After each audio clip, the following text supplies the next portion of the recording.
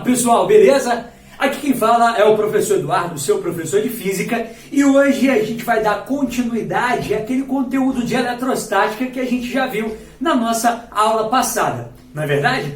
Então olha só, na aula passada a gente definiu algumas coisas muito importantes como energia potencial elétrica, que é aquela energia armazenada em uma carga elétrica quando ela está imersa em um campo elétrico gerado por uma carga geradora. Tá beleza? Além disso, a gente definiu também o que era potencial elétrico, na verdade, que era, por definição, a energia potencial elétrica armazenada por unidade de carga. A gente viu também as fórmulas, lógico, de energia potencial elétrica, que era bem parecida com a fórmula de força elétrica, mas ao invés de ser KQQ sobre D2, era KQQ sobre D, tá beleza? Dando continuidade, pessoal, àquele conteúdo, agora a gente já pode falar sobre o trabalho de uma força elétrica. Pessoal, eu sei que vocês já devem ter visto lá em cinemática a definição do que era o trabalho realizado por uma força. Mas ainda assim, eu vou trazer de volta para você esse conceito, tá beleza? O trabalho, pessoal, realizado por uma força tem como significado a quantidade de energia transferida em um determinado deslocamento. Tá beleza? Então o trabalho, na verdade, é uma forma de se transferir energia mecânica, tá? Não só necessariamente energia mecânica, mas é energia mecânica que a gente vê lá em dinâmica, não é? Quando a gente está estudando mecânica. Aqui, pessoal, a gente está falando da parte de elétrica, então a gente está estudando eletricidade. Então, quando eu falar trabalho para você, trabalho vai ser a forma de se transferir energia, tá? Mas de se transferir energia elétrica, tá? E é justamente aquela energia potencial elétrica que a gente viu na aula passada, tá show? Eu peço que você imagine o seguinte, eu tenho um campo em que atua aqui um campo elétrico, show? E eu tenho dois pontos distintos, o ponto A e o ponto B, show? E aí eu pego uma partículazinha com carga Q, essa carguinha de prova, e eu movimento ela do ponto A até o ponto B. Se você tem que movimentar um carro, por exemplo, de um ponto A até o ponto B, de um município até o outro, para causar essa movimentação é necessário um gasto de energia. Nesse caso, também, tá? Uma quantidade de energia vai ser consumida nesse caso, tá beleza? Ou melhor, vai ser transferida, tá? Então, quando essa partícula sai de A e vai para B, isso envolve uma variação da energia. E essa variação de energia, ela é proporcional às energias no ponto A e no ponto B. Para vir de exemplo, se você coloca no seu carro 20 litros de gasolina, e aí você chega em algum lugar, e você confere o seu tanque e percebe que existem 15 litros de gasolina. O que aconteceu? 5 litros foram gastos. Então, essa quantidade de litros de gasolina a menos que você tem no carro é proporcional à quantidade de energia que foi transferida nesse trajeto. Então, se a gente quer medir a quantidade de energia transferida, é só a gente medir a quantidade que a gente tinha antes e a quantidade que a gente tinha depois. E aí a gente consegue determinar a variação disso, tá beleza? Só que eu sei que aqui no ponto A, pessoal, eu tenho uma energia potencial, um potencial A. E no ponto B, eu tenho potencial B. Eu sei que, por consequência, aqui no ponto A, eu também tenho uma energia potencial A, que é a energia que essa carga de prova tem aqui no ponto A. No ponto B, ele ganhou ou gastou alguma quantidade de energia, mas houve uma variação de energia, e agora ele tem o que eu chamo de EPB, energia potencial do ponto B, tá beleza? Tem aqui, ó, energia potencial no ponto A, que é onde minha carga está, e eu tenho uma energia potencial diferente lá no ponto B, tá beleza? Eu não sei quanto essas energias valem, mas se eu conseguir determinar o valor das duas e calcular a diferença entre elas, eu vou conseguir determinar a variação da energia. Tá beleza? Então, sabendo quanto vale a energia potencial em B e a energia potencial em A, eu consigo aqui determinar a variação da energia. Só preciso que você lembre como eu coloco a minha energia potencial em função do potencial elétrico. Tá beleza? E isso, na verdade, não é muito difícil. Porque quando a gente põe a energia potencial em função do potencial elétrico, eu preciso lembrar da própria fórmula do potencial, que é o quê? Olha só, potencial elétrico é nada mais, nada menos do que a energia potencial elétrica dividido pela carga, né? Essa, nesse caso, é a carga de prova.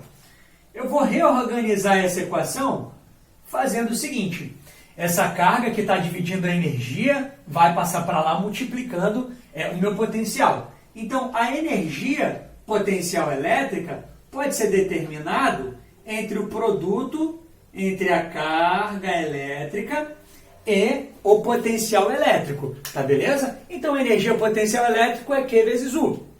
É Q, tá? Professor, para que eu vou usar isso aqui? Bem, eu quero determinar o trabalho, eu quero determinar a quantidade de energia gasta ou a quantidade de energia que uma carga ganhou num determinado trajeto, tá show? Só que é muito interessante eu lembrar que essa quantidade de energia é o trabalho. Então, vou colocar aqui, ó, variação de energia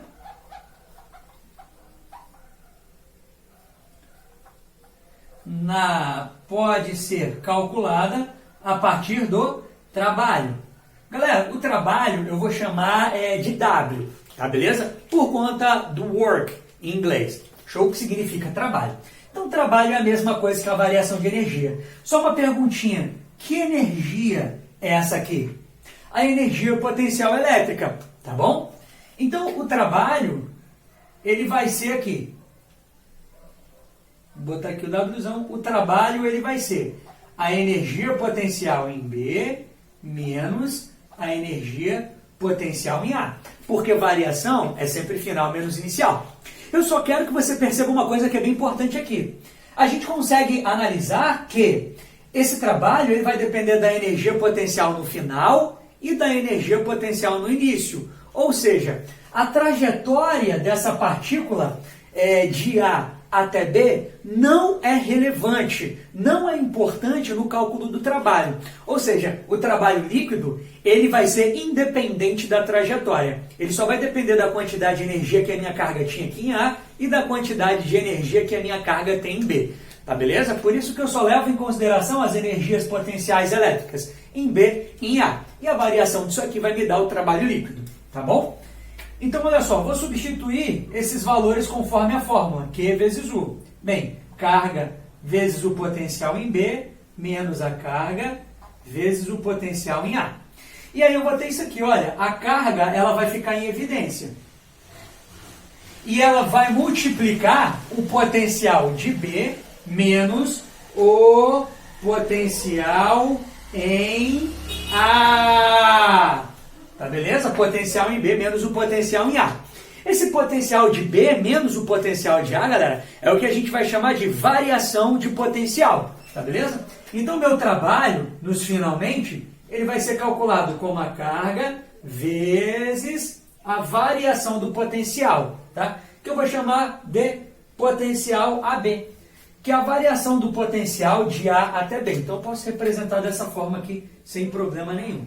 Tá beleza? Então, a gente vai usar essa formuleta aqui, ó, como base para que a gente consiga calcular o trabalho líquido realizado por uma carga quando ela sofre um determinado deslocamento.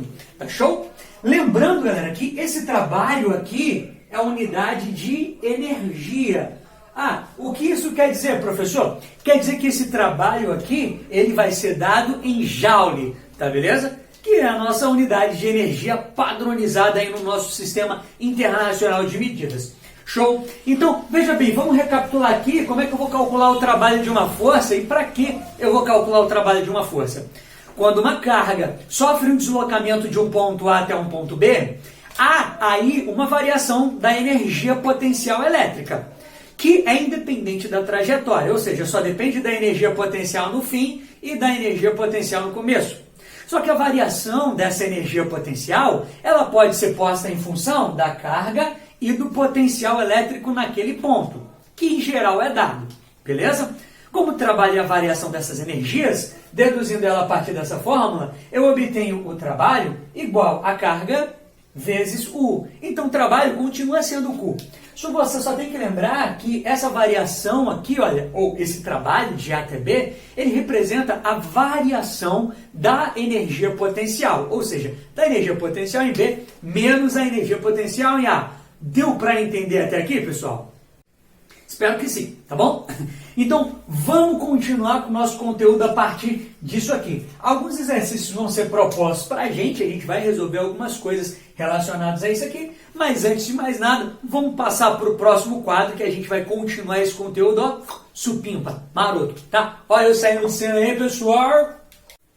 Ei! Como eu falei para você, a gente vai resolver aqui uma questão relacionada a trabalho realizado por uma carga elétrica para você ver que esse tipo de problema não é difícil, tá bom? Olha só, nesse nosso primeiro exercício, eu tenho uma carguinha de prova, cuja carga vale 2, olha só esse usinho esquisito, microcoulomb, tá beleza? E essa carga, ela parte de um ponto A e ela vai até um ponto B. Tá vendo essa trajetória aqui? Como eu disse para você, ela não é importante para nós, porque o trabalho não depende da trajetória, só dos extremos, ou seja, só do início e do fim, tá bom? E o problema fala que no ponto A existe um potencial de 5 volts. A gente viu que volt, né, é a unidade padronizada aí para calcular o potencial elétrico. E ele vai para um ponto B que tem um potencial de 3 volts. O problema quer saber o trabalho realizado por essa carga para ela sair de A e até de B. Ou seja, ele quer saber quanto de energia ela gastou para sair de A e chegar até B, ou quanto de energia ela recebeu para sair de A e chegar até B. A gente vai discutir isso melhor, tá bom? Mas eu sei que o trabalho aqui, ele pode ser calculado, pelo menos o trabalho de A para B, pelo produto entre a carga e a variação do potencial de A até B. Tá top? Bem, a carga vale 2 microcoulombs. Galera, micro significa 10 elevado a menos 6. Então, 2 microcoulombs é 2 vezes 10 elevado a menos 6 coulomb, vezes a variação do potencial. Eu só preciso lembrar para você que a variação é sempre final menos inicial. Ou seja, ele parte de A, 5, e chega até B. Aí você vai erroneamente e faz assim, olha, a variação é 5 menos 3. Errado, porque 5 é o início, 3 é o final. Então você vai fazer o final menos o inicial. 3 menos 5, tá ok? Venho aqui então e coloco 3 menos 5 volts. Beleza. Trabalho de A até B vai ser igual a 2 vezes 10 elevado a menos 6 vezes 3 menos 5 dá menos 2. Menos 2 vezes 2 dá menos 4 vezes 10 elevado a menos 6. Unidade de trabalho, como eu disse para vocês, é joule. Tá, beleza? Então o trabalho aqui de A até B é igual a menos 4 vezes 10 elevado a menos 6 joules. E essa aqui é a nossa resposta. Show? Espero que tenha entendido então após a resolução desse exercício. Então, olha, é bem importante essa partezinha de trabalho realizado por uma força elétrica. Show? Então, espero que tenha entendido. Vamos para o próximo slide para a gente... Vamos para o próximo quadro para a gente continuar aí o nosso conteúdo. Só um instantinho, estou saindo de cena, hein? Hey, pessoal! Então, continuando com a nossa aula, a gente pode falar aqui sobre o que são superfícies equipotenciais. Pessoal, a gente está falando de potencial elétrico e eu estou falando para você que potencial elétrico depende da posição, né, de um ponto do espaço dentro de um campo elétrico, por exemplo. Só que, pessoal, o que gera o campo elétrico? O que gera o campo elétrico é uma carga elétrica, não é? Show! E a gente viu que esse potencial elétrico ele é calculado a partir dessa fórmula aqui, ó. Potencial elétrico é K, que é a constante eletrostática, vezes Q, que é a carga geradora, não é aquela carga que gera o campo elétrico, dividido pela distância. A constante eletrostática e a carga geradora, elas não mudam. Então, o que a gente tem aqui em cima é alguma coisa constante. O que é que muda? A distância. Então, a nossa distância é a única variável, tá beleza? Ou seja, quando você está perto de uma carga elétrica e quando você está longe daquela carga elétrica, você tem potenciais diferentes, porque a distância entre um ponto e outro também é diferente. Tá beleza? Aí a gente consegue perceber que o potencial elétrico é inversamente proporcional à distância. Tá show? Ou seja, quando a distância aumenta, o potencial elétrico diminui. Pelo menos diminui em módulo. Tá bom? Porque o potencial elétrico pode ser positivo e pode ser também negativo. Mas vamos falar mais sobre essas superfícies equipotenciais. Galera, equi significa igual. Potencial significa potencial. Tá? Então, superfícies equipotenciais são superfícies que possuem o mesmo potencial. Ou seja, eu estou falando que em um ponto de uma determinada superfície eu tenho um potencial elétrico e em outro ponto distinto eu tenho o mesmo potencial elétrico. Isso só é possível, já que a distância é a única variável, isso só é possível quando as distâncias entre esses dois pontos e a carga elétrica for a mesma, tá bom? Então, como é que a gente vai determinar isso? Pensa no exemplo em que eu tenho aqui, por exemplo, uma carga elétrica positiva. Essa carga elétrica positiva gera ao redor dela um campo elétrico. Esse campo elétrico é um campo elétrico divergente, ou seja, tende a sair daquela carga elétrica. Então, é aquele famoso sai da pose e chega na nega. Não é verdade? Então, o campo elétrico sai do positivo e chega no negativo. Então, a gente tem esse campo elétrico aqui, ó, por exemplo, saindo dessa carga positiva. Tá beleza? E aí, eu coloquei algumas circunferências ao redor dessa carga positiva. Nessa primeira circunferência, essa menor aqui, ó, eu pontuei aqui, um pontozinho B. E nessa maior, olha, eu fiz um pontozinho A. Eu quero que você imagine o seguinte. Tá vendo esse ponto B? Ele está a uma distância aqui, ó, dessa minha carga positiva. Ele não está, ó, a uma determinada distância da minha carga positiva? Show! Agora, e se eu marcar um outro ponto dessa minha circunferência? Por exemplo, aqui. Esse pontozinho, que eu vou chamar de, sei lá, B', ele não estaria a mesma distância dessa minha carga positiva do que estava o B? Então, B e B' estão a uma mesma distância dessa minha carga positiva. Ou seja, como as distâncias são as mesmas, quer dizer que o potencial elétrico do ponto B e do ponto B' são iguais. Tá beleza? Então, quando eu quero determinar uma superfície equipotencial, numa carga elétrica, no espaço, por exemplo, eu posso marcar todos os pontos que estejam a uma mesma distância dela. Se eu marcar todos os pontos a uma mesma distância dessa carga, eu vou obter o quê? Uma circunferência. Porque qualquer ponto dessa circunferência menor aqui, ó, que contém B e B', por exemplo, qualquer ponto dessa circunferência vai ter uma mesma distância até essa carga positiva que está no meio. E essa distância seria o quê? O raio dessa circunferência. Tá beleza? Então, olha, essa primeira circunferência ao redor da carga positiva é uma superfície equipotencial, ou seja, todos os pontos daquela circunferência têm o mesmo potencial. E nessa circunferência maior, aqui também, olha, todos os pontos dessa circunferência maior vão ter o mesmo potencial. Porque a distância entre qualquer ponto dessa circunferência maior e essa minha carga positiva no meio é a mesma, tá beleza? E é justamente essa distância que a gente chama de raio. Então, deu para entender até aqui, pessoal? Espero que sim, né? Então, vamos continuar isso aqui. No ponto A, eu tenho um potencial diferente do ponto B, porque eles estão em circunferências diferentes. Olha só, A está mais distante da minha carga positiva no centro do que B. Tá show? Como ele está mais distante, eu posso falar que o potencial de A, por exemplo, é menor do que o potencial de B. Por quê? A distância de A é maior, então o potencial de A é menor. Tá beleza? Isso serve, galera, porque eu tenho aqui uma carga positiva no meio. O que aconteceria se eu fizesse o mesmo exemplo, mas no centro eu tivesse uma carga negativa? Vamos pensar no seguinte, esses pontos aqui A e B, eles têm potenciais diferentes, porque eles estão em superfícies equipotenciais, ou seja, eles estão em circunferências diferentes.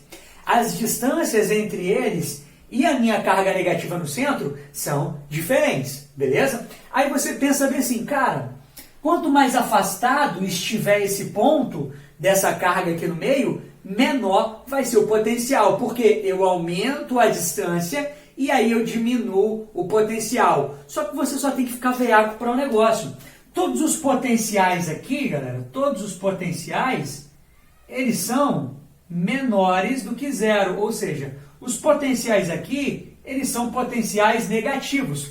Por que eles são potenciais negativos? Eles são potenciais negativos porque essa minha carga geradora aqui no meio é negativa. E a partir dessa fórmula aqui, ó, eu percebo que essa carga não está em módulo, ou seja, se a carga geradora for positiva, o potencial também vai ser positivo. Se a carga geradora, for negativa, o meu potencial também vai ser negativo. Então isso é bem importante de se observar, tá legal? Então veja bem, todos os potenciais aqui são negativos, né? Agora vamos supor que esse potencial aqui em B seja um potencial menos 2, tá? Menos 2 volts, é um exemplo. E que o potencial aqui em A, né? E que o potencial em B seja, sei lá, 4 volts. Show? Menos 4 volts, né? Então, olha só, faz sentido. Esse camarada aqui, o B, ele está mais próximo. Então, o módulo do potencial vai ser maior, 4. Menos 4 volts, nesse caso. Como o A está mais afastado, o módulo do potencial vai ser menor, tá? Nesse caso, menos 2 volts. Vou exemplificar da mesma forma nesse primeiro exemplo aqui, ó. A tem 2 volts e B tem 4 volts, tá? Ó, A 2 volts, B 4 volts. Então, o potencial em A é menor do que o potencial em B, porque 2 é menor do que 4. Potencial em A menor que o potencial em B. Aqui também, potencial 2 volts em módulo e 4 volts em módulo, só que eles são negativos. Agora, por serem negativos, a pergunta que fica nessa desigualdade é: quem é menor? Menos 2 ou menos 4? Quem é que tem menos? Quem tem uma dívida de R$2 ou quem tem uma dívida de R$4? Quem tem uma dívida de R$4, não é verdade? Então, menos 2 não é menor do que menos 4. Menos 2, na verdade, é maior do que menos 4. Ou seja, o potencial elétrico em A, nesse caso, vai ser maior do que o potencial elétrico em B. Tá beleza? Só porque essa carga aqui no meio é negativa? Exatamente, só porque essa carga aqui no meio é negativa. Então fique esperto com isso, porque o potencial ele depende dos sinais das cargas geradoras nesse caso. Tá show? Ficou claro? Espero que tenha ficado tranquilo até aqui. Tá beleza? Agora, um exemplozinho bacana que eu quero dar para vocês é o seguinte. Imagina que eu coloque duas cargas, uma positiva e uma negativa, próximas uma da outra. Como esse exemplozinho aqui. Olha, eu tenho aqui uma carga positiva e eu tenho uma carga negativa. E aí eu vou marcar 3 pontos. Um ponto, que é o ponto 1, aqui, olha, ele está mais próximo da carga positiva. O ponto 2, ele está exatamente no meio, ou seja, a mesma distância dessa carga positiva e dessa carga negativa. E esse ponto 3, ele está mais próximo da carga negativa.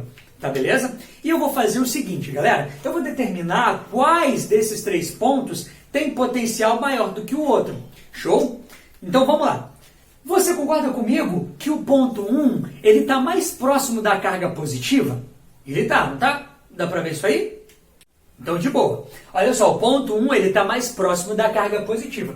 Por estar mais próximo da carga positiva, o potencial no ponto 1 vai ser maior do que o potencial desse camarada que está na meiuca, que é o ponto 2. Que, por consequência, vai ser maior do que o potencial 3. Porque, pelo fato do ponto 3 estar mais próximo da carga negativa, ele tem também um potencial menor, que é um potencial mais negativo, tá? Então, vai ser maior do que o potencial em 3. Uma observação, galera, é que esses pontos aqui, ó, que estão bem na meiuca, ou seja, bem entre a carga positiva e a carga negativa, ou seja, todos esses pontos aqui, ó, todos esses pontos aqui, porque todos esses pontos estão exatamente, ó, todos esses pontos nessa linha vermelha estão exatamente entre minha carga positiva e entre minha carga negativa. Então, esse ponto 2, ele está mais perto do positivo ou mais perto do negativo? Ele está à mesma distância, ou seja, se ele estivesse mais perto da carga positiva, ele teria um potencial positivo. Se ele estivesse mais perto da carga negativa, ele teria um potencial negativo. Só que ele está bem na meiuca, né? Se ele está na meiuca, quer dizer que ele tem um potencial que não é positivo e nem é negativo. É quanto? 0. Exatamente. Então, olha só, o potencial aqui no ponto 2 é de 0. 0 que é, professor? 0 volts, que é a unidade de potencial. Tá beleza? Então, você tem que ficar esperto com isso aí, que é bem importante. Tá ok? Showzera até aqui? Então, pessoal, essas questões que envolvem superfícies equipotenciais também são muito importantes, tá beleza? Aparecem em vários vestibulares e também no Enem, beleza? Vamos para o próximo quadro para a gente falar de mais uma superfície equipotencial que é bem importante, a mais importante entre elas, na verdade. Show? Tô saindo de cena aqui e já tô voltando. Olha eu.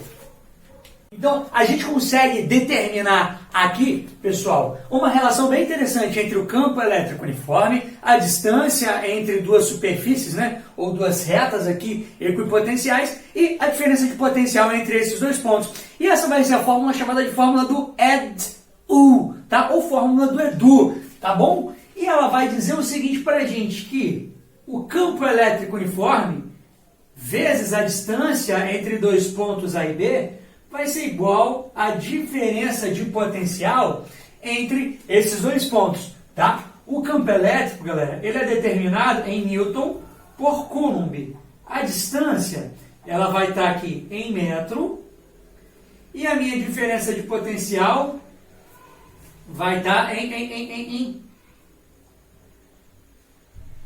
volts. Tá beleza? Showzera?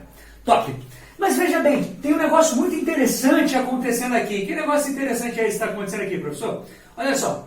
Se EDU, né, EDU, ou seja, o campo elétrico uniforme vezes a distância é igual à diferença de potencial, eu vou fazer o seguinte.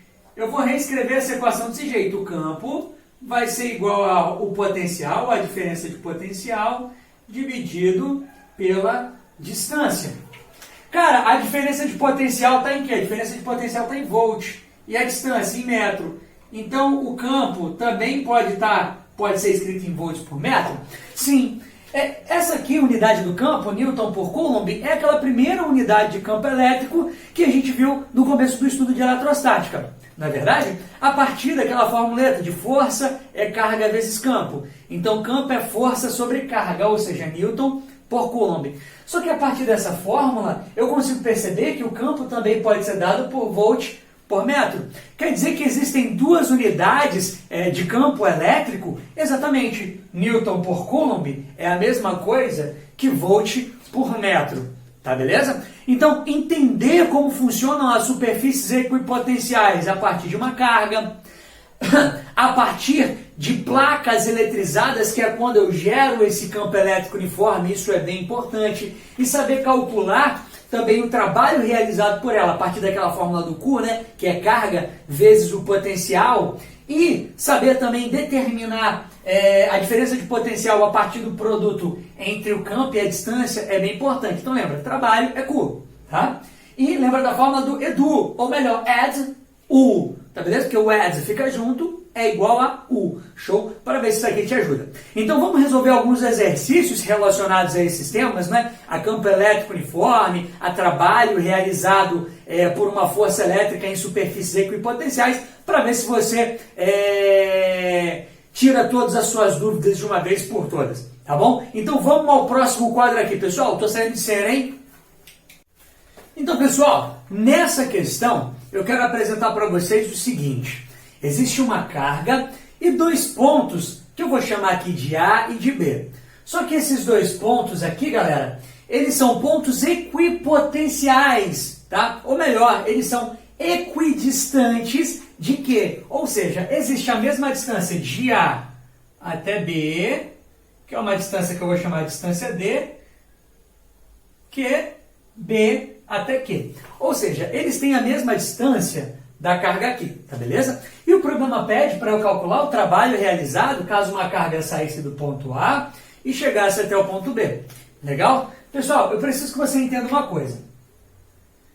Já que a distância de A até a carga Q é igual à distância de B até a carga Q, eu vou chamar essa distância de D somente. Tá beleza? Mas como as distâncias entre B e Q e A e Q são iguais, ou seja, as distâncias entre eles são iguais.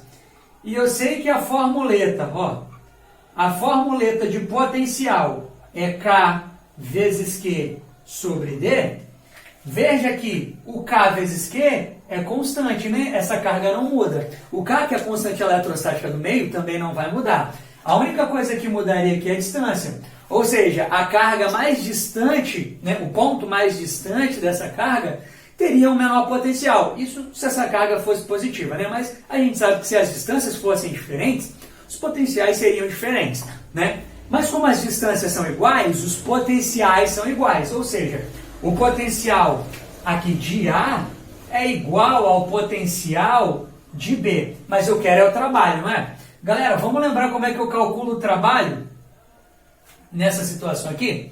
Trabalho não pode ser calculado como Q, ó, carga vezes a diferença de potencial entre A e B. Mas eu preciso que você lembre também que a diferença de potencial entre A e B, pessoal, é o potencial de B menos o potencial de A. Mas o potencial de A é igual ao potencial de B. Então essa galera dá zero. Quer dizer que isso aqui dá zero, quer dizer que carga vezes zero vai ser igual a quanto? A zero. Tá show? Bacana? Então, olha só, esses dois pontos aqui, A e B, eles estão, na verdade, numa superfície equipotencial, tá beleza? Por que eles estão numa superfície equipotencial? Porque eles possuem a mesma distância até a minha carga Q. Isso é bem importante, tá beleza?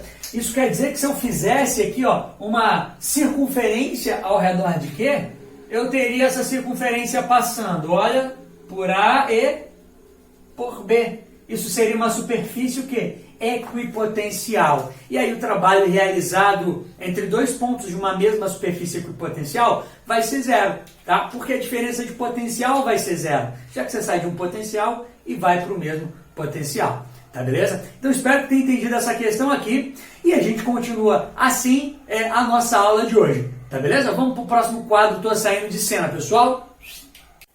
Outro tópico, pessoal, extremamente importante para a gente é esse aqui, olha, condutores em equilíbrio eletrostático. Pessoal, o que é um equilíbrio eletrostático? É um equilíbrio de cargas. Em alguns momentos, os condutores eles estão em equilíbrio de cargas, tá? Na verdade, pensa no exemplo em que um condutor oco, nesse caso, tá bom? Ele é eletrizado positivamente. A gente viu que as cargas, elas tendem, num condutor pelo menos, a ficarem espalhadas uniformemente pela superfície do condutor, né? Então, olha, essas cargas elas estão espalhadas pela superfície do condutor. Por quê? Porque todas essas cargas elas tendem a se repelir, ficando o mais longe possível uma da outra, tá? E é isso aqui que acontece. Essa minha esfera eletrizada e oca, ela tem um raiozinho R, tá? Que é o raio da esfera.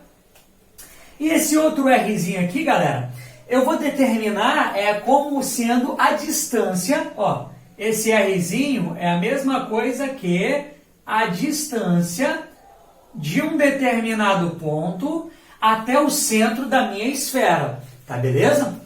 Show! Vamos analisar o que acontece com o potencial e com o campo elétrico nesse condutor eletrizado em equilíbrio eletrostático, galera, quando existe um equilíbrio de cargas nele. Tá, vamos pensar assim, olha, o que acontece no interior dele? Então vamos pensar aqui primeiro, o que acontece no interior, tá? No interior desse condutor eletrizado. Galera, no interior desse condutor eletrizado, é muito interessante porque o campo elétrico resultante dentro dele, olha só, o campo elétrico resultante dentro dele é zero. Quer dizer que o campo elétrico dentro desse condutor eletrizado vai ser zero? Sim, isso vai nos possibilitar estudar fenômenos como a blindagem eletrostática, tá? Por que você não consegue, por exemplo, um bom sinal de celular quando você está dentro de um elevador? Porque um elevador, ele é metálico, né, todo fechado, então ele é um condutor e ele está em equilíbrio eletrostático, e aí você está no interior dele onde o campo elétrico é zero, e aí não dá um bom sinal de telefone. Mas a gente vai falar mais sobre isso, tá? Então, dentro desse campo elétrico, dentro desse condutor eletrizado, o campo elétrico é igual a zero. E o que acontece com o potencial dele, professor? Então, o potencial no interior dele vai ser igual a K vezes Q sobre o Rzão. onde o Rzão aqui é o raio da esfera, tá beleza? Showzeira? E esse potencial no interior dele é bem bacana ressaltar que é um potencial que é constante. Tá show? Potencial constante. Legal? Agora vamos analisar o que acontece na superfície desse meu condutor eletrizado. Showzeira. Então olha só. Na superfície desse meu condutor eletrizado, acontece o seguinte. O meu campo elétrico na superfície dele já não é mais zero, tá? Então o campo elétrico vai ter uma intensidade que vai ser a metade, tá? Então meio, a metade de KQ sobre R ao quadrado. Beleza? Lembra da fórmula de campo elétrico?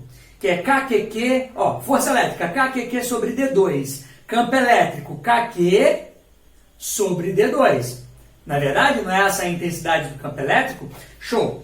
Então, calculando a intensidade do campo elétrico a partir de KQ sobre D2, substituindo, na verdade, a distância pelo raio da esfera, e fazendo a metade disso, eu vou ter a intensidade do campo elétrico na superfície desse meu condutor eletrizado. Então, na superfície do meu condutor eletrizado vai ser a metade de KQ sobre R ao quadrado. Tá show? Isso aqui na superfície. Agora, olha o que vai acontecer quando eu passar da superfície, galera. Então, olha, quando eu passar da superfície,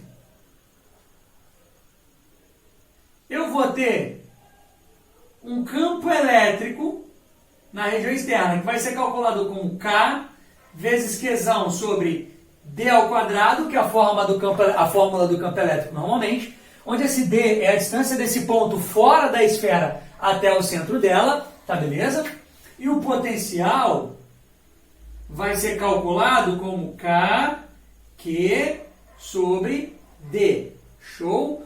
Onde, galera, esse D, na verdade, é a mesma coisa que o R, tá bom? Que é a distância entre um ponto qualquer e a superfície do meu condutor eletrizado.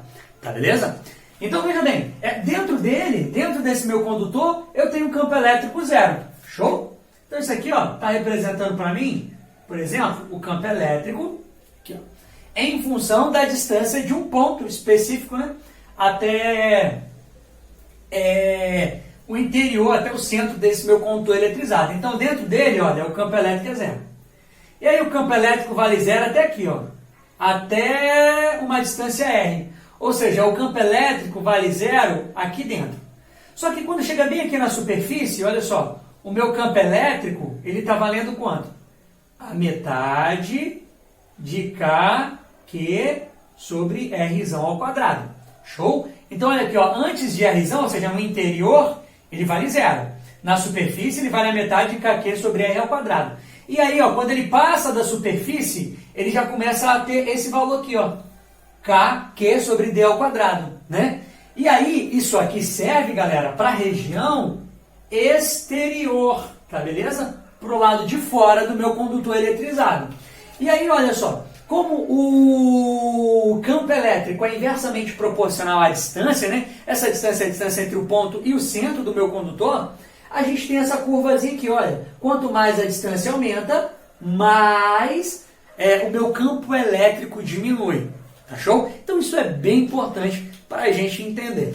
Beleza? Então, olha, resumo da ópera. Eu peço que você entenda, com certeza, que o campo elétrico dentro de um condutor eletrizado é igual a zero. E o potencial elétrico lá dentro é constante. Tá beleza? Agora, quando a gente fala da superfície, olha só, o campo elétrico ele pode ser calculado como a metade de KQ sobre R ao quadrado. E o potencial ali na superfície, galera? O potencial na superfície, olha, vale a mesma coisa que valia no interior. Tá beleza? Mesma coisa. Que é o quê? KQ sobre R. Show? Depois, olha, depois da superfície desse meu condutor eletrizado, na região que a gente chama de região exterior, é que a gente vai passar a usar a formuleta de campo mesmo, KQ sobre D ao quadrado, tá? Onde D é a distância de um ponto específico e o centro do meu condutor eletrizado, e o potencial KQ sobre D. Tá show? Então, olha, espero que tenha entendido até aqui. tá bom? Mas qualquer dúvida você pode dar uma comentada aqui no vídeo abaixo, beleza? Vamos para o próximo quadro então, para a gente tratar de um outro tópico que também é muito interessante. Tô partindo, hein? Olha só, outro tópico importante, como eu disse para vocês, poder das pontas e gaiola de Faraday. Pessoal, vamos entender cada um desses fenômenos separadamente. Primeiro, o que seria o poder das pontas? Se eu tenho um condutor eletrizado, como uma esfera, as cargas elas ficam distribuídas uniformemente por aquele condutor, né, na superfície daquele condutor.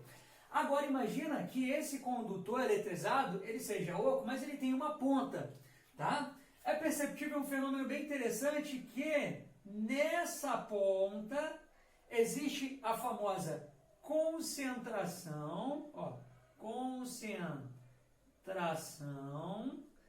de cargas. Então, as cargas elétricas, elas tendem a ficar acumuladas nas pontas. É por isso que os raios, eles tendem a cair, galera, em regiões pontiagudas, tá? Copas de árvores, em pontos altos de prédios, saca? Por isso que o para-raio, ele é em formato de ponta. Então, a tendência de um raio a cair em lugares altos e pontiagudos, justamente por causa do poder das pontas, tá? Aqui dentro desse condutor, caso ele seja oco, existe um campo elétrico igual a zero. Então aqui dentro do campo elétrico é igual a zero, essas cargas ficam acumuladas ali na ponta. Fechou? Então esse é o famoso poder das pontas. Bacana? Bacaníssimo. Só para falar um pouquinho sobre os raios que eu citei para você, galera, é bem interessante você pensar no seguinte.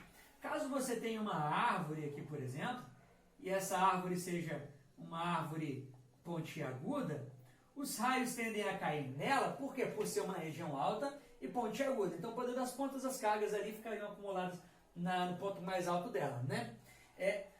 Agora, os raios eles vão ocorrer por conta de uma diferença de potencial entre as nuvens. Por exemplo, imagine que as nuvens têm um potencial positivo, tá bom? E a superfície da Terra tem um potencial negativo.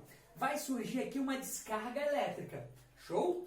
Essa descarga elétrica, galera, ela tem a ver com a movimentação dos elétrons. Show? Os elétrons, eles tendem a ir para o ponto positivo. Então, olha só, os elétrons, na verdade, vão sair da Terra e vão ir para o céu. Ou seja, ó, o raio aqui vai, o quê? Subindo. Caso o raio desça, ele tende a acertar a copa dessa árvore. Mas os raios podem subir também? Eles podem, não tem problema nenhum. Tá? Tudo depende do potencial entre as nuvens e a superfície da Terra. Show? Então o raio desce e o raio sobe. Olha que interessante. Tudo isso depende de um negócio chamado de rigidez dielétrica. Tá? Quando o campo gerado é muito intenso e a diferença de potencial entre as nuvens e a Terra é muito alto, e eles conseguem romper essa rigidez dielétrica, aí há uma descarga elétrica aí entre o céu e a Terra. Fechou? Então esse poder das pontas é bem interessante. Agora outro fenômeno maneiro é a gaiola de Faraday. Pessoal, a gaiola de Faraday também é chamada de blindagem, olha só, hein? Blindagem eletrostática. Porra, blindagem eletrostática, professor? Exatamente. Olha só, imagina que isso aqui é um condutor, tá? Uma gaiola mesmo, onde um cientista meio maluco, um físico meio doido, chamado de Faraday, entrou aqui dentro dela, tá? Numa região onde o campo elétrico é igual a zero, no interior dessa gaiola. E aí ele começou a soltar várias descargas elétricas por meio de bobinas, né? Nessa gaiola aí, ele lá dentro. Só que as pessoas achavam que ele ia morrer, que ele ia ser queimado, né? Eletrocutado, mas isso não aconteceu. Porque ele estava aqui dentro, ele não estava em contato com a superfície dessa gaiola, e aí toda a carga elétrica era acumulada, olha só, na superfície dela, porque ela é um condutor e está em equilíbrio eletrostático. Ele lá dentro fica na boa, né? As cargas não conseguem, entre aspas, atingir ele. As descargas elétricas não chegam até ele por conta de um campo elétrico igual a zero, ou seja, lá dentro não vai existir movimentação entre cargas. Então as descargas, que são justamente essas movimentações, não vão conseguir chegar até ele, tá beleza? E aí ele não toma choque quando ele está aqui dentro. Se ele metesse a mão na grade, ele ia tomar a porra de um chocão? E assim, ia tomar um chocão e ia morrer, para sempre, tá? Mas isso não vai acontecer aqui, o que é bem interessante para o Faraday, que é um maluco que fez esse experimento. Por isso que o nome desse experimento teve o nome de gaiola de Faraday. Show? Deu para entender até aqui? Tá, espero que sim, hein? Então, olha só. Isso aqui é o fenômeno responsável por exemplo, estou dentro de um elevador, ele é de metal, ele está eletrizado, ele forma uma gaiola de Faraday, e aí o sinal não pega muito bem, não é? Porque o sinal de celular tem a ver com ondas eletromagnéticas. Show? E ondas eletromagnéticas, elas não vão se propagar numa região onde o campo elétrico é igual a zero. Show, mas o sinal é ruim, mas pega um pouco. Porque o campo elétrico ali é próximo de zero em algumas situações, não zero necessariamente. Tá? Experimentos feitos, às vezes, você pode testar na sua casa, é pôr o seu celular dentro de uma caixa de metal, ou dentro de uma caixa e enrolar ela por inteira de papel alumínio. E aí você tenta ligar para ela. Não vai dar sinal, tá beleza? Porque ela vai estar em volta de um condutor eletrizado e aquilo vai formar uma gaiola de Faraday. Show? E não vai pegar sinal nenhum, porque o campo elétrico lá dentro vai ser igual a zero. Tá bacana? Então esses dois fenômenos aqui, pessoal, são bem importantes. Tá? Por causa desse cara aqui, olha, os aviões eles não caem, por exemplo. Imagina que um trovão acertou um avião, ou um trovão acertou um carro, um raio. Na verdade, trovão não, trovão é só o estrondo, só o som. Um raio acertou ali um avião ou um carro. As pessoas ali dentro não morrem. Por quê? Eles estão cobertas por uma superfície metálica, eles estão dentro de um condutor eletrizado. Aquilo forma uma gaiola de Faraday. Tá bacana? Então eu espero que tenha entendido o conteúdo até aqui. A gente vai resolver mais um exercício para ver se você fixou bem essa ideia, para ver se ficou legal para você. E aí a gente finaliza a nossa aula de hoje. Tá beleza? Tô saindo aqui, daqui a pouco eu tô voltando. Só um instantinho. Vamos contextualizar uma questão aqui, pessoal. Contextualizar, na verdade, em que eu tenho uma pessoa que faz um experimento. Põe aqui um celular numa caixa de madeira e numa caixa de metal. Tá beleza? A pessoa dá uma ligada para o celular e ele percebe que o sinal, que o telefone dá como fora de área. Tá show? E aí o problema quer saber em qual das duas caixas esse celular foi colocado. Bem, isso na verdade é uma parte, né, de uma questão que já caiu no Enem. A gente só está sendo mais sucinto. Como você tentou ligar para esse celular e não deu sinal, ele foi colocado dentro de uma caixa metálica. Porque quando ele é colocado dentro de uma caixa metálica, no interior dela existe um campo elétrico igual a zero, ou seja, sem sinal de telefone, porque as ondas eletromagnéticas não chegam ali. Tá? Se fosse um condutor de madeira, não teria problema nenhum, porque o sinal entraria, passaria por esse cara sem problema.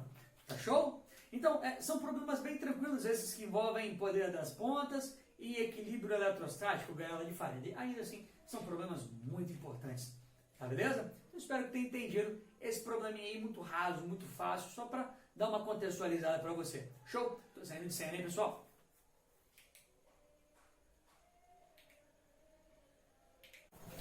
Então, galera, assim nós terminamos a nossa aula de hoje. Espero que tenha ficado bem claro todos os conceitos de trabalho de uma força elétrica, tá beleza? Que é calculado como Q, não é verdade? Que é carga vezes a diferença de potencial elétrico.